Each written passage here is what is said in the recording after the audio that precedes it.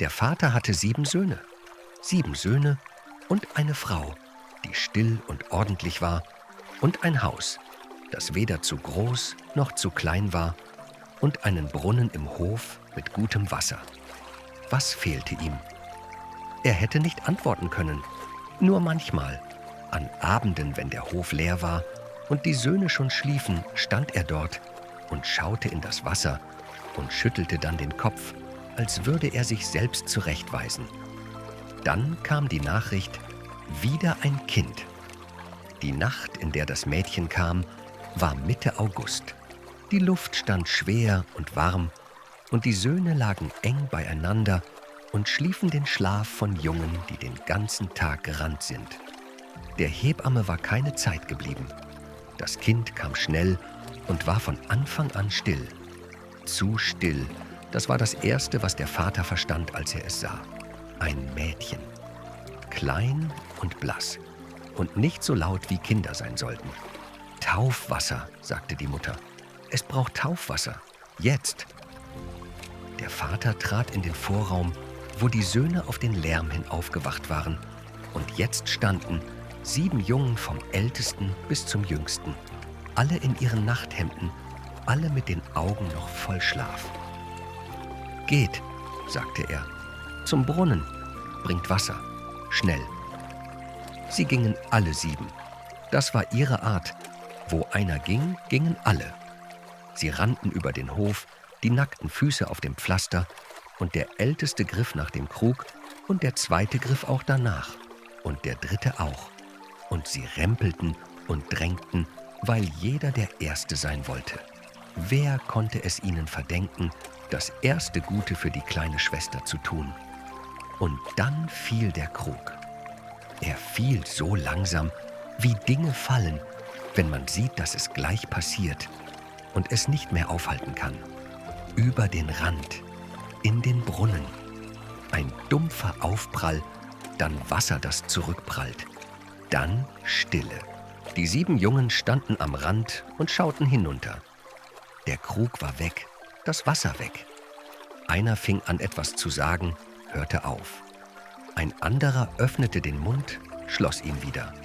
Dann standen sie alle 7 und schauten in das Dunkel des Brunnens, als würde der Krug von selbst wieder auftauchen, wenn man nur lange genug wartete. Der Vater stand im Türrahmen. Er hatte gewartet. Wie man wartet, wenn man nicht mehr warten kann. Die Frau drinnen, das Kind drinnen, das noch kein Laut gemacht hatte. Und diese 7 Jungen draußen, die standen. Was in ihm aufstieg, war zuerst Angst. Angst, die sich nach oben schob und nach vorne. Und dort, wo sie ankam, wurde sie zu etwas anderem. Etwas mit Zähnen. Er öffnete den Mund. Seid alle zu Raben. Nur das. Kein anderer Satz davor oder dahinter. Keine Erklärung. Über seinem Kopf. Ein Rauschen. Als würden Flügel schlagen, viele auf einmal, 7 auf einmal, ein Sturmwind, der sich innerhalb von einem Atemzug gebildet hat. Die Luft fuhr ihm ins Gesicht. Er stolperte einen Schritt zurück, die Hand gegen den Türrahmen. Dann Stille. Er schaute in den Hof. Der Hof war leer. Auf dem Pflaster, wo die Füße seiner Söhne gewesen waren, war nichts mehr. Nur die warme Augustnacht. Über ihm, schon zu weit, um zu rufen, 7 dunkle Schatten, die kleiner wurden. Er schaute ihnen nach, bis er sie nicht mehr sehen konnte. Bis der Himmel leer war. Drinnen, das Mädchen weinte. Die erste Lunge voll Luft, das erste Aufschreien ins Leben, als hätte es gewartet. Die Mutter öffnete die Tür. Der Vater drehte sich nicht um. Das Mädchen wuchs auf, wie Kinder aufwachsen. Langsam, dann schnell. Dann war plötzlich Zeit vergangen und nichts war mehr dasselbe wie vorher. Das Haus war ordentlich. Das Essen war warm. Die Eltern waren sorgsam auf eine Art, die das Mädchen am Körper kannte, lange bevor es Worte dafür hatte. Der Vater las ihr abends vor. Immer kurze Geschichten, immer über andere Dinge. Vögel, Wetter, den Brunnen. Er las so, als würde er ihr ein Fenster in eine sichere Welt öffnen, wo die Dinge blieben, wo sie waren. Er saß dabei immer so, dass sein Blick zur Tür frei war. Das Mädchen dachte, er schaue nach Gästen. Die Mutter hatte immer die Hände beschäftigt. Teig, Stoff, Körner. Wenn die Hände nichts zu tun hatten, zog sich ein leichtes Anspannen um ihren Mund. Nur das. Nur dieses kleine Ziehen der Mundwinkel nach innen. Dann griff die Mutter nach etwas, irgendetwas, und das Anspannen war wieder weg. Das Mädchen las das an ihr, ohne zu wissen, dass es las. Manchmal stand die Mutter im Garten und schaute in den Himmel, wenn Vögel flogen. Das Mädchen hatte nie gefragt, warum. Eines Tages, das Mädchen war vielleicht 6, vielleicht 7, kletterte es auf den Dachboden, weil das Licht dort im Sommer durch die Ritzen kam und Streifen auf den Staub legte. In einer Ecke, unter einem alten Tuch, 7 kleine Figuren. Grob geschnitzt, von Kinderhand gemacht, keine 2 ganz gleich, manche kleiner, manche größer, aus verschiedenem Holz. Das Mädchen hob sie auf, eine nach der anderen, und versuchte alle 7 in eine Hand zu nehmen. Zu viele, eine fiel. Da, die Mutter auf der Treppe. Komm runter. 2 Worte, nicht laut. Das Mädchen legte die Figuren zurück und kam runter. Und die Mutter machte die Bodenluke zu, ohne das Tuch zu erwähnen, ohne die Figuren zu erwähnen. Das Mädchen fragte, wem gehören die? Die Mutter antwortete, Spielzeug von früher. Mehr nicht. Das Mädchen legte die Frage weg. Das Haus war vollständig. Das war das Seltsamste. Kein Stück fehlte, kein Stuhl stand leer, kein Teller zu wenig auf dem Tisch. Und trotzdem war die Luft im Haus anders als die Luft draußen. Schwerer, wie Herbstlicht durch Milchglas, schön und merkwürdig falsch zugleich. Das Mädchen verbrachte viel Zeit draußen. Es war gehorsam. Es war still. Es versuchte gut zu sein, gut genug, um etwas zu kompensieren, das es nicht kannte und nicht benennen konnte. Das Gefühl, dass das Haus zu groß für sie allein war. Dass die Luft, die sie atmete, für mehr als eine Person bestimmt war. Abends lag es in seinem Bett und hörte durch die Wand die Eltern sprechen. Zu leise für Worte. Nur die Stimmen, das Auf und Ab, das wie Atemzüge klang, als wäre das Sprechen selbst das Wichtige, nicht was gesagt wurde. Das Mädchen wartete, ob es lauter werden würde. Es wurde nicht lauter. Es drehte sich zur Wand und schloss die Augen. Draußen, ein Rabe. Einmal klar und nah, als säße er auf dem Fensterbrett. Das Mädchen hatte diesen Ruf 1000-mal gehört und ihn nie für besonders gehalten. Es schlief ein. Sie war jung genug, um das Dorf allein zu durchqueren und alt genug, um bemerkt zu werden. Manchmal schauten Leute nach ihr auf eine Art, die sie nicht ganz einordnen konnte. Ein kurzes Hinsehen, dann weg, als wäre das Hinsehen selbst eine kleine Sünde. Das Mädchen hatte gelernt, das nicht zu fragen. Es hatte gelernt, Dinge nicht zu fragen, weil Fragen selten zu Antworten führten. An diesem Tag, ein grauer Oktobernachmittag, die Straße feucht und die Blätter schwer, ging es an 2 Frauen vorbei, die an einem Zaun standen. Sie bemerkten das Mädchen einen Moment zu spät. In diesem Moment sprachen sie. Das Mädchen da.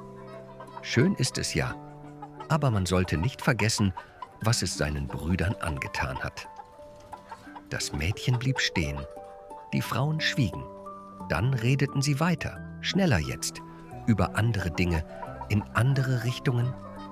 Das Mädchen machte einen Schritt auf sie zu. Was meinen Sie damit? Keine Frage. Ein Satz, der gewartet hatte. Die Frauen waren verlegen auf die Art von Leuten, die das Falsche gesagt haben und nicht wissen, ob weglaufen oder erklären schlimmer ist. Sie sagten zu viel, dann zu wenig. Das Mädchen hörte das Wort Brüder, das Wort Brunnen, das Wort Raben. Dann hörte es auf zu hören und ging nach Hause. Nach Hause. Der Vater saß am Tisch. Nicht zufällig, er hatte auf sie gewartet, das erkannte sie an seiner Haltung, an den flach aufliegenden Händen, an dem Blick, der zur Tür ging und blieb, als sie eintrat. Das Mädchen stellte sich ihm gegenüber. »Ich habe Brüder.« Er schaute sie an. Dann, nach einer Pause, die lang genug war, um alles zu bedeuten, nickte er. Er erzählte. Die Stimme war eben kurzsilbig. Er sagte die Fakten in der Reihenfolge, in der sie passiert waren. Das Mädchen, das kommen sollte. Das Taufwasser. Der Krug. Die Söhne, die draußen standen und nicht zurückkamen. Er selbst in der Tür. Die Worte. Er sagte nicht, ich hätte sie suchen lassen können. Er sagte nicht, ich hätte die Worte zurückhalten können. Er hielt die Hände flach auf dem Tisch und sie zitterten nicht. Das war das Schlimmste. Ein Mann, der gelernt hatte, sein Zittern einzuhalten. Kein Weinen. Bei keinem von beiden. Neben dem Mädchen stand die Mutter. Das Mädchen hatte nicht gehört, wann sie in den Raum gekommen war. Die Mutter sagte nichts, während der Vater sprach. Ihre Hände lagen für einmal still, flach auf dem Schoß. Als er fertig war, sagte auch sie nichts. Dann schob die Mutter einen Finger unter ihren eigenen Ehering und zog ihn ab. Sie nahm die Hand des Mädchens. Sie schob den Ring auf den Finger der Tochter. Zu groß. Er rutschte sofort. Das Mädchen hielt ihn mit dem Daumen. Die Mutter ließ ihre Hand los. Kein Wort. Das Mädchen verstand es nicht und verstand es doch. Der Ring war kalt. Zu weit. Das Mädchen hielt ihn und der Vater schaute auf den Tisch und die Mutter legte die Hände wieder in ihren Schoß. Das Mädchen ging in sein Zimmer und setzte sich aufs Bett. Die Brüder waren 7 gewesen. 7 Söhne, die zur Quelle gerannt waren, um ihr Wasser zu holen, um ihr Leben zu retten. Und der Vater hatte seine Söhne verflucht in dem Moment, in dem er am meisten Angst um sie gehabt hatte. Um sie. Das war der Knoten, der sich nicht lösen ließ. Je mehr sie daran zog, desto fester saß er. Der Ring war zu groß. Das Mädchen drehte ihn langsam. Einmal, zweimal, schaute auf seine eigenen Hände. Die eine mit dem Ring, die andere ohne. Es traf eine Entscheidung, die noch kein Wort hatte. Aber die Entscheidung war da, so sicher wie das Gewicht des Ringes, das es mit dem Daumen festhielt. Mitten in der Nacht. Das Haus war still auf die Art, wie nur Schlafen still sein kann. Ein lebendiges Schweigen, Atemzüge hinter Türen, das Knacken von Holz, wenn die Temperatur sinkt. Das Mädchen lag in seinem Bett und wartete, bis das Schlafen der Eltern sich beruhigt hatte. Dann stand es auf. Kein Licht. Es packte in der Dunkelheit. Ein Stück Brot. Es hatte heute Mittag gebacken, ohne den Eltern zu sagen, warum. Und die Mutter hatte geholfen, ohne zu fragen, die Hände mit im Teig, die Stille zwischen ihnen, eine andere Stille als sonst. Das Brot in ein Tuch, ein kleines Krüglein Wasser. Das Stühlchen, zusammenklappbar, handgemacht, das es seit dem 6. Lebensjahr kannte. Es klappte es zusammen und schob es unter den Arm. Es dachte, für die Müdigkeit. Das stimmte. Aber das Stühlchen war auch das einzige im Bündel, das nicht durch Entscheidung dort gelandet war. Das dort war, weil die Hand danach gegriffen hatte, bevor der Kopf fertig gedacht hatte. Den Ring hielt es mit dem Daumen, dann der Flur.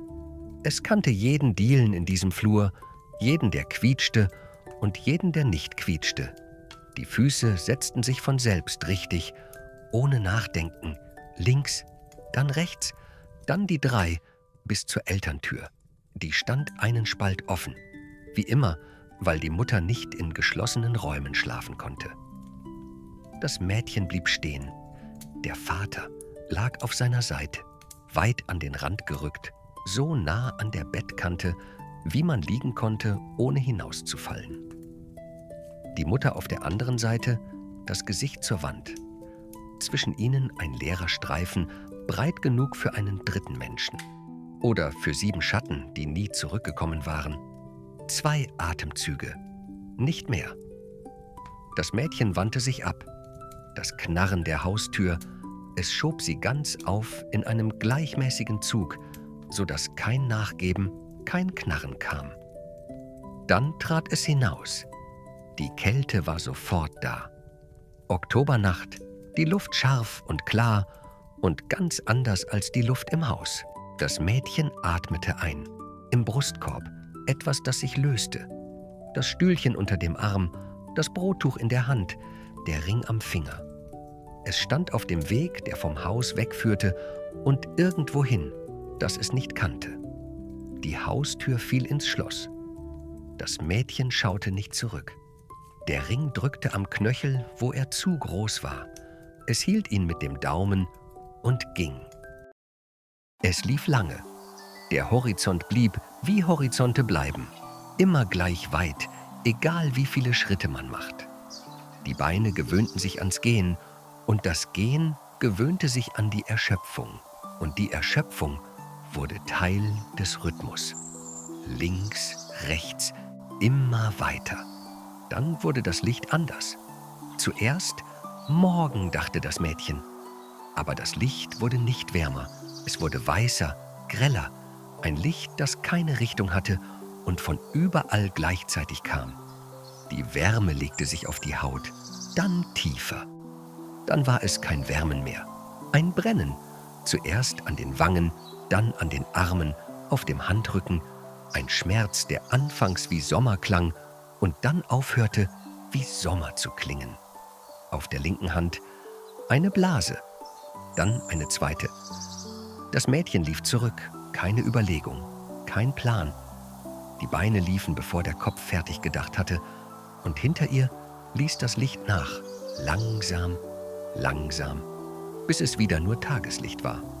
Das Mädchen stand mit dem pochenden Handrücken und atmete durch die Nase.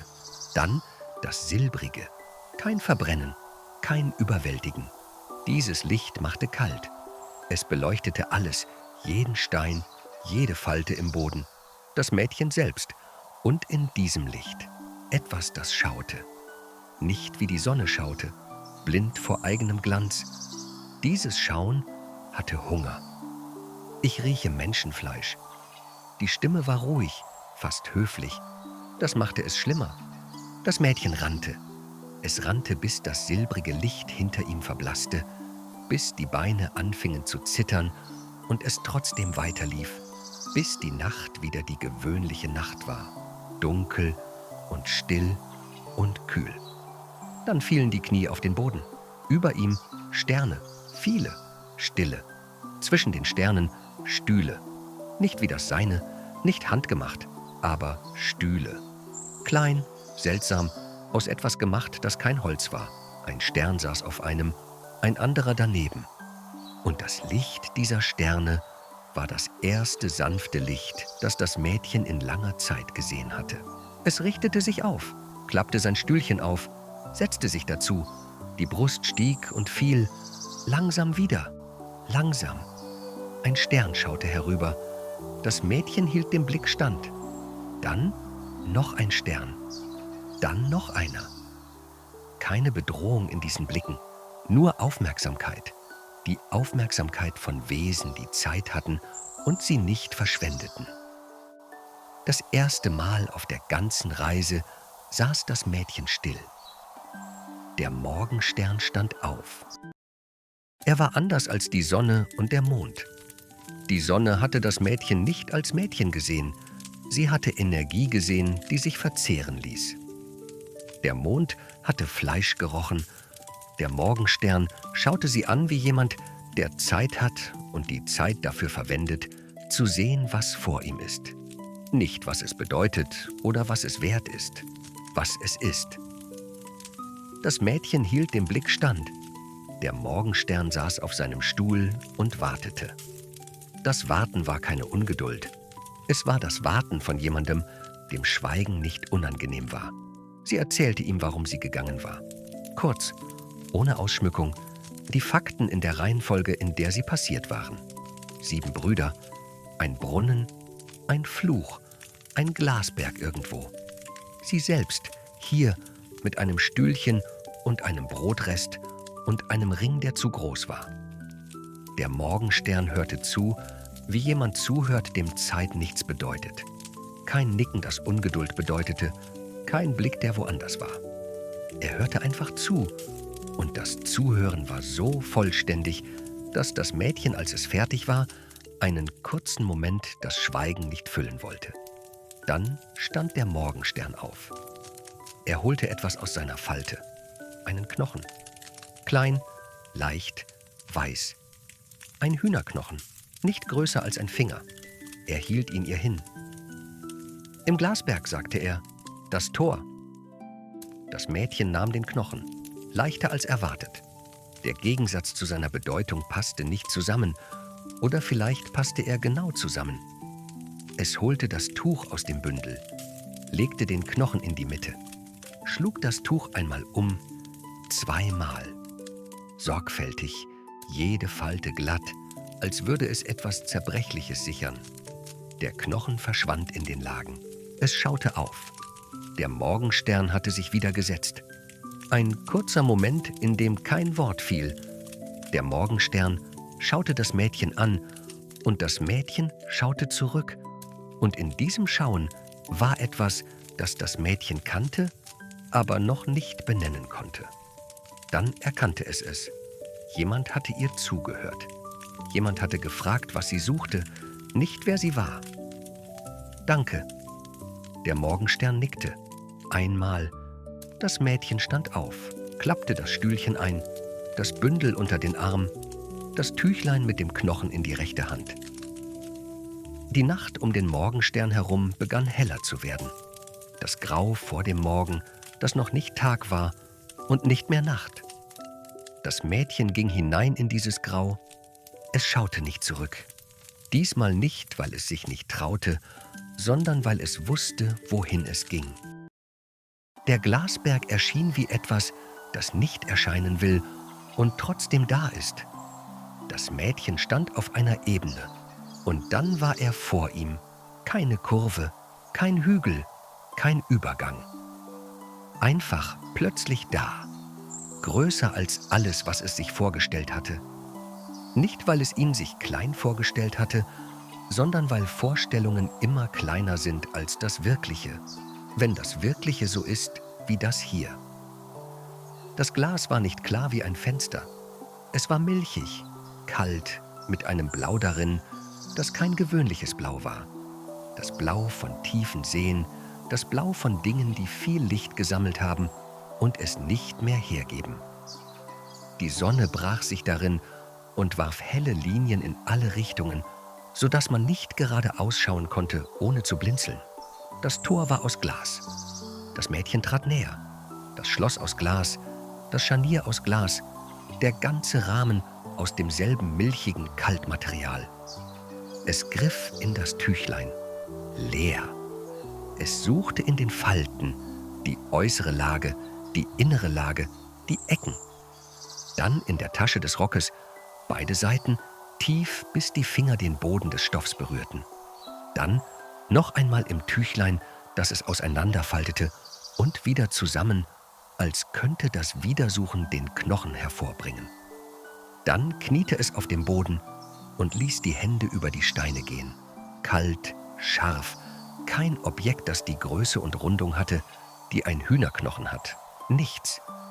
Irgendwo auf dem langen Weg zwischen dem Morgenstern und hier hatte es ihn verloren.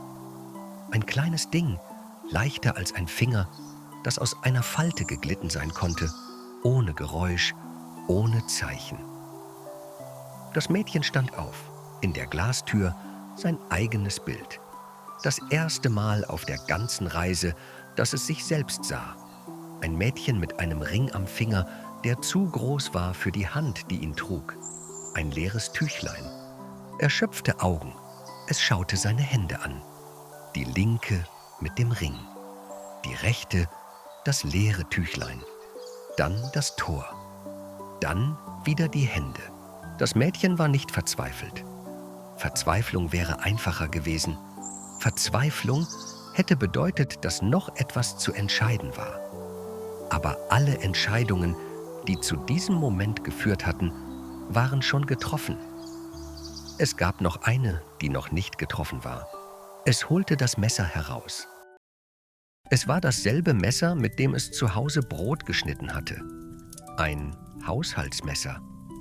Die Klinge kurz, das Heft aus Holz, ein kleines Kratzen auf der linken Seite, wo es einmal runtergefallen war. Die Mutter hatte die Klinge einmal abgezogen und gesagt, ein stumpfes Messer ist gefährlicher als ein scharfes, weil ein scharfes da schneidet, wo man will, und ein stumpfes überall, wo es will. Das Messer war schärfer, als es aussah. Das Mädchen hielt es in der rechten Hand, in der linken die Finger. Welcher? Das war die Frage. Nicht, ob es das tun sollte, das war keine Frage mehr. Das war entschieden, schon früher, irgendwo zwischen dem leeren Tüchlein und dem Bild in der Glastür. Es fragte sich, welchen Finger? Den kleinen, den es am wenigsten brauchte. Es legte das Messer an das erste Gelenk des kleinen Fingers der linken Hand. Dann ein Nicken. Kein Drama, kein großes Zögern. Ein kleines Nicken, nur an sich selbst gerichtet, nur für sich selbst. Niemand sonst war dort, um Zeuge zu sein. Dann ein langsames Ausatmen. Das Messer ging. Der Schmerz war scharf und klar, ein einziger Moment der absoluten Schärfe. Und dann war das Ende des kleinen Fingers nicht mehr da. Das Blut kam sofort, warm auf dem kalten Glas, wärmer als die Luft, wärmer als der Boden, wärmer als alles um das Mädchen herum seit langer Zeit. Ein roter Streifen auf dem weißblauen Glas. Das Mädchen hielt die Hand ans Schloss. Das Tor öffnete sich. Ein Zug, schwer, lautlos, ein Scharnier, das sich bewegte, wie es sich immer bewegt hatte. Das Mädchen trat einen Schritt vor, dann noch einen, und dann gaben die Knie nach. Nur einen Moment, ein einziges Nachgeben, und es hielt sich mit der gesunden Hand an der Innenwand, die Schulter gegen das Glas, die Kälte des Glases durch den Stoff. Es wartete, bis die Knie aufhörten weich zu sein. Dann stand es, das leere Tüchlein, leer von dem Knochen, den es verloren hatte. Es wickelte es um die Hand, um den abgeschnittenen Finger, fest, sorgfältig, mit derselben Sorgfalt, mit der es den Knochen eingewickelt hatte. Jede Lage glatt, jede Falte dicht. Das Tüchlein war jetzt nicht mehr leer. Irgendwo, tiefer im Berg, brannte ein kleines Licht. Nicht groß, nicht hell, nur da. Das Mädchen ging hin. Das Licht im Inneren des Glasbergs war kalt und schön. Es kam von überall gleichzeitig, von den Wänden, vom Boden, von der Decke, ein Licht ohne Ursprung, das keine Schatten warf und keine Richtung hatte. Das Mädchen blieb kurz stehen und ließ die Augen sich gewöhnen. Dann der Geruch, Holz und etwas Warmes, etwas, das nach Essen roch und nach bewohntem Raum, nach Menschen, die täglich zurückkamen. Ein Gang führte tiefer. Am Ende eine Kammer. 7 kleine Tische, 7 Stühle, 7 Tellerchen, 7 Becherchen. Nicht alle gleich. Das war das Erste, was auffiel. Manche der Teller kleiner, manche aus anderem Ton, manche mit einem kleinen Rand, der über die Jahre abgestoßen worden war. Die Becher ebenso. Einer blauer als die anderen, einer mit einem gedrechselten Henkel, der nicht dazu passte. Über Zeit zusammengetragen, eines nach dem anderen. Ein Haushalt, der entstanden war, weil nichts anderes möglich gewesen war. Das Mädchen hatte ein Gefängnis erwartet. Das hier war ein Zuhause. Der Zwerg kam von irgendwoher, ohne Geräusch, und stand plötzlich da. Alt und klein und von einer Würde, die nicht aus Macht kam, sondern aus Dauer.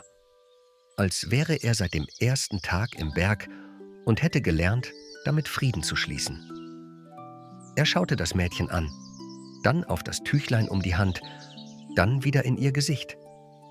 »Was suchst du?« »Nicht. Wer bist du?« »Meine Brüder«, sagte das Mädchen. Er nickte. »Die Herren Raben. Sie fliegen am Morgen aus und kommen am Abend zurück.« Er machte einen Schritt zur Seite. »Du kannst warten.« Dann war er wieder weg, so lautlos wie er gekommen war. Das Mädchen setzte sich. Es schaute die 7 Tellerchen an, auf denen ein kleines Essen stand. Brot und etwas Gekochtes, noch warm. Es war nicht hungrig. Es aß trotzdem. Ein kleines Stück von jedem Teller. Ein Bröckchen, nicht mehr. 7-mal beugte es sich vor. 7-mal war es näher an seinen Brüdern als je zuvor in seinem Leben. Es aß, und das Wissen davon lag zwischen dem 5. und 6. Teller. Die Hand auf dem kleinen Becher, einen Moment innehalten, dann weiter. 7-mal. Aus jedem der 7 Becher trank es einen kleinen Schluck, und beim letzten hielt es inne. Der Ring an seiner Hand. Zu groß, festgehalten mit dem Daumen, seit dem Tag, an dem die Mutter ihn abgezogen und ihr auf den Finger geschoben hatte, ohne ein Wort. Das Mädchen schaute den Ring an, drehte ihn einmal, dann ließ die Hand los. Der Ring fiel in den Becher. Ein leises Klingen auf dem Ton. Einmal, klar und kurz, dann Stille. Das Mädchen schaute auf die leere Hand, den Abdruck, wo der Ring gesessen hatte. Monatelang, die ganze lange Reise. Der Finger der linken Hand, wo er zu groß gewesen war und festgehalten werden musste. Jetzt der Ring in der Tasse. Die Hand darunter, ringlos. Es stand auf. Die Tür, durch die der Zwerg verschwunden war. Das Mädchen stellte sich dahinter, den Rücken an die Glaswand und wartete. Das erste Rauschen kam von fern, dann näher. Die Tür ging auf, das Mädchen hielt die Luft an. Der Raum füllte sich, 7 auf einmal. Ein Rauschen aus schwarzen Federn, ein Schwung Luft, der das Mädchen hinter der Tür traf, und dann das Gewicht des Ankommens, das Aufsetzen, das Falten der Flügel. Der Raum war klein geworden, plötzlich, obwohl er dieselbe Größe hatte wie vorher. Raben brauchen wenig Platz. Dann Menschen. Es war kein Licht, kein Lärm, keine Geste, die man hätte beschreiben können. Federn, die aufhörten, Federn zu sein. Hände, die entstanden, Gesichter. Der Moment war zu kurz, um ihn zu halten, und zu lang, um ihn zu vergessen. Und dann standen 7 Männer im Raum, und der Raum war auf einmal sehr voll. Sie streckten die Beine, die Arme, schüttelten die Schultern, auf die Art, wie man es schüttelt, wenn man einen langen Weg hinter sich hat. Einer massierte das Handgelenk, einer fuhr sich durch das Haar. Ein anderer, der 3. oder 4., stand einen Moment und schaute auf seine eigenen Hände, auf die Finger, die Finger waren und nicht mehr Federn. Dann das Stillhalten. Der älteste Bruder schaute auf seinen Teller, schaute auf die anderen. Jemand war hier, keine Frage. Eine Feststellung, sachlich, mit einer Kälte darunter, die keine Kälte war. Die Wut, die einfacher war als das andere. Ein zweiter beugte sich vor. Ein dritter sagte etwas. Sie standen um die Tische und der Lärm ihrer Stimmen ging durcheinander. Manche verwundert, manche ärgerlich. Einer fragte den anderen, ein anderer antwortete dem dritten. Das Mädchen hinter der Tür hörte die Stimmen seiner Brüder zum ersten Mal und verstand nicht, was sie sagten. Nur, dass sie da waren, dass sie sprachen, dass sie echte Stimmen hatten. Der Jüngste sagte nichts. Er stand an seinem Platz, dem letzten Platz, dem Platz mit dem blauen Becher, und rührte sich nicht. Die anderen redeten weiter, die Stimmen kreuzten sich, einer fragte, wen es gewesen sein könnte, ein anderer spekulierte. Und der Jüngste stand und schaute auf den Becher, den er noch nicht angehoben hatte. Er hob ihn an, der Ring rollte ihm entgegen. Er hielt inne. Alle anderen wurden still, nacheinander, als das Stillhalten des Jüngsten Gewicht bekam und das Gewicht durch den Raum ging wie eine Welle. Der jüngste Bruder hielt den Ring in der Hand. Klein, zu groß für einen Frauenfinger, ein Ring, den er kannte. Er hatte ihn 1000-mal gesehen. An der Hand seiner Mutter, am Tisch, bei jedem Essen der Kindheit. Er hatte ihn 7-mal täglich gesehen und ihn irgendwann aufgehört zu sehen, weil Dinge aufhören sichtbar zu sein, wenn sie immer da sind. Jetzt war er wieder sichtbar. Er schaute ihn lange an. Die anderen warteten. Keiner fragte, keiner sprach. Nur das Warten, das Gewicht des Rings in der Hand des Jüngsten. Dann sprach der jüngste Bruder: Gott gebe, unser Schwesterchen wäre da. So wären wir erlöst. Er sprach es leise, nicht laut, nicht als Ausruf. Es war der Ton von jemandem, der einen Satz 1000-mal gedacht und selten gesagt hat, weil das Sagen es schwerer macht. Er hatte diesen Satz in sich getragen, die ganze lange Zeit im Berg, in den Abenden, wenn die anderen schon schliefen und er noch einmal nach unten geschaut hatte, bevor er zurückflog. Er hatte ihn selten ausgesprochen. Heute, der Ring in seiner Hand, der Ring und das Essen auf den Tellern, das von jemandem gewesen war. Heute ließ er den Satz raus, die Tür öffnete sich, das Mädchen trat hervor, die linke Hand um das Tüchlein, weißes Tuch um die Stelle, wo der kleine Finger aufgehört hatte, die rechte Hand offen. Die Brüder drehten sich um. Stille. 7 Gesichter, ein 8. In der Stille danach war mehr als Schweigen. Es war das Schweigen, das entsteht, wenn etwas passiert, für das es noch kein Wort gibt.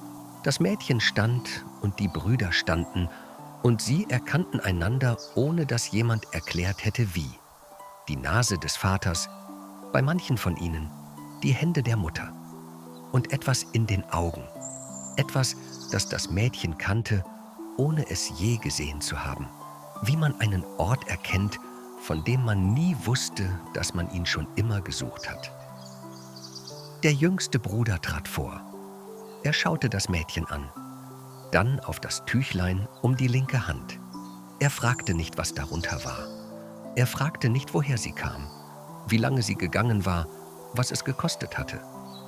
Er nahm ihre Hand, die rechte, die freie. Vorsichtig, die seine unter der ihren, das Tüchlein unberührt. Er schaute sie an. Sie hielt dem Blick stand. Irgendwo im Raum, das Geräusch von jemandem, der ausatmete. Lang und tief, als hätte er die Luft angehalten, so lange man die Luft anhalten kann. Und jetzt war es vorbei, jetzt konnte er aufhören. Dann die Umarmungen, keine Ordnung, keine Reihe, kein Nacheinander. 7 und eine, alles auf einmal. Die Stimmen der Brüder ein Rauschen, aber ein anderes Rauschen als das Rauschen der Federn. Der älteste Bruder hielt sie am längsten. Sein Griff war fest auf eine Art, die nichts mit Zärtlichkeit zu tun hatte. Nur Tatsache. Du bist da. Der Jüngste trat zum Tisch und legte den Ring ab. In die Mitte, zwischen die Teller. Dann stand der älteste Bruder auf und schaute zur Tür, die noch offen stand. Gehen wir. Der Weg zurück war kürzer. Das stimmte nicht. Genau genommen, dieselben Steine, dieselbe Erde, dieselbe Weite zwischen dem Glasberg und dem Haus. Aber Wege schrumpfen, wenn die Aufgabe erfüllt ist. Sie werden auf das reduziert, was noch übrig ist. Die Brüder liefen, wunderten sich über ihre eigenen Beine, über die Art, wie die Knie sich bogen, wie der Boden sich anders anfühlte als Flügel. Einer, der 3. oder 4., ließ immer wieder die Arme ausstrecken, wie zum Fliegen, und holte sie dann wieder rein. Die anderen lachten darüber. Kurz, nicht lang. Das Lachen von jemandem, der ein Werkzeug benutzt, das lange in der Schublade gelegen hat. Das Mädchen ging neben dem Jüngsten. Sie sprachen nicht viel. Beide waren es nicht gewohnt, Geschwister zu haben. Das musste man lernen, und sie fingen gerade erst an.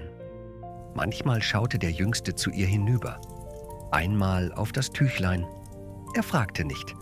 Das Nichtfragen war da, und es war anders als das Nichtfragen der Eltern. Anders, weil es etwas anderes bedeutete. Nicht Schweigen aus Angst. Schweigen, das sagte: Ich frage, wenn du bereit bist. Dann das Haus. Es erschien um eine Kurve, kleiner als es in der Erinnerung gewesen war. Das Mädchen hatte gedacht, es wäre größer. Aber nein. Das Haus war immer so groß gewesen. Sie selbst war gewachsen oder sie hatte gelernt, Größe anders zu messen. Die Tür, die Mutter stand davor. Sie musste das Kommen gehört haben. 8 Menschen zusammenklingen nach etwas. Sie hatte die Tür geöffnet und stand im Rahmen, die Hand noch am Griff. Als sie die 8 sah, trat sie einen Schritt zurück. Nur das. Keinen Schrei, keine große Geste, kein Wort. Einen Schritt zurück, die Hand an dem Türrahmen festhaltend und das Gesicht eines Menschen, der auf etwas gewartet hat, so lange, dass er verlernt hat, zu glauben, es kommt. Hinter ihr der Vater. Seine Augen gingen sofort zu den Söhnen, zählten, das war zu sehen, wie die Augen sich bewegten. Einmal, nochmal, 7, 7. Er zählte 2-mal, 3-mal, weil er seiner eigenen Zählung nicht traute. Dann schaute er auf das Mädchen. Sein Gesicht war das Gesicht eines Mannes, der bezahlt hat und weiß, dass er bezahlt hat. Und der nicht weiß, ob er das Recht hat, glücklich zu sein. Das Mädchen kannte dieses Gesicht. Es hatte es immer gekannt, ohne es zu verstehen. Jetzt verstand es es. Es ging zu ihm. Nicht schnell, ruhig, wie es immer ging. Es nahm seine Hand. Die Hand des Vaters war groß und hielt die des Mädchens mit einem Druck, der nicht zu fest war. Er schaute auf ihre Hand, dann in ihr Gesicht. Er öffnete den Mund, dann schloss er ihn. Die Mutter schaute kurz auf die Hand des Mädchens, die linke das Tüchlein. Dann auf das Gesicht. Das Mädchen schaute zurück. Ein kleines Nicken zwischen den beiden, so klein, dass nur sie es sahen. Der Ring war weg. Er lag auf einem der kleinen Tische im Glasberg, irgendwo weit. Das Mädchen schaute auf seine linke Hand, auf den Finger, wo der Ring gesessen hatte. Vielleicht würde die Mutter fragen. Vielleicht würde sie es nicht fragen. Das war eine Frage für später. Das Mädchen war nicht sicher, ob es richtig gewesen war, den Ring dort zu lassen. Das Haus füllte sich. 7 Brüder, die zu groß waren für Stühle, die jahrelang niemanden getragen hatten. Die Stühle reichten nicht, das Geschirr war zu wenig. Die Stimmen kamen gleichzeitig aus 7 verschiedenen Richtungen. Das Haus, das jahrelang zu groß und zu still gewesen war, war jetzt zu voll und zu laut. Das war das Richtige. Draußen kein Rabe rief. Die Tür war zu. Wenn dich diese Geschichte berührt hat, dann bist du genau richtig hier. Regelmäßig erwacht ein neues Märchen zum Leben. Neue Stimmen, neue Welten. Abonniere diesen Kanal, damit du keines davon verpasst. Und wenn du jemanden kennst, dem diese Geschichte gefallen hätte, teil sie mit ihm. Manche Geschichten sind zu schön, um sie alleine zu hören,